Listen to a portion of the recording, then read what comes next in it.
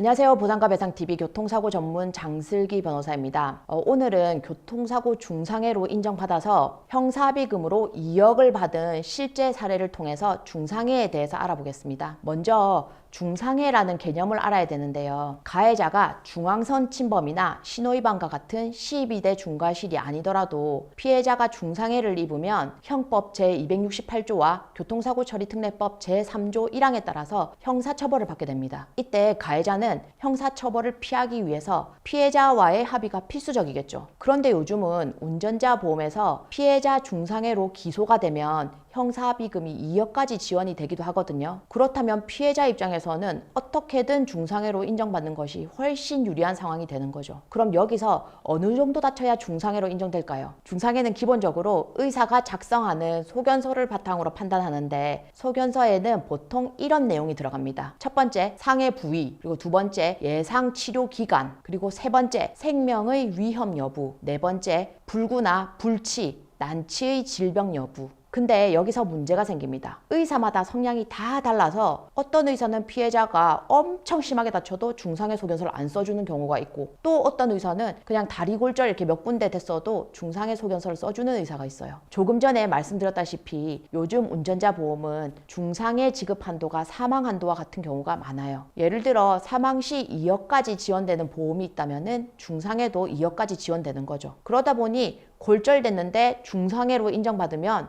운전자 보험에서 2억까지 받을 수 있는 겁니다. 보통 그 중상해 판단은 경찰에서 병원으로 중상해 소견서 요청 공문을 보내고 그 의사가 작성해서 회신하는 절차입니다. 하지만 그 의사 성향이나 피해자의 상태에 따라서 잘 안 되는 경우도 많습니다. 근데 제가 경험이나 그냥 실무상 볼 때 영구장애 진단이 가능한 정도면 중상해 판정을 받아야 된다고 봅니다. 여기서 제가 실제로 다뤘던 사례를 예로 들어볼게요.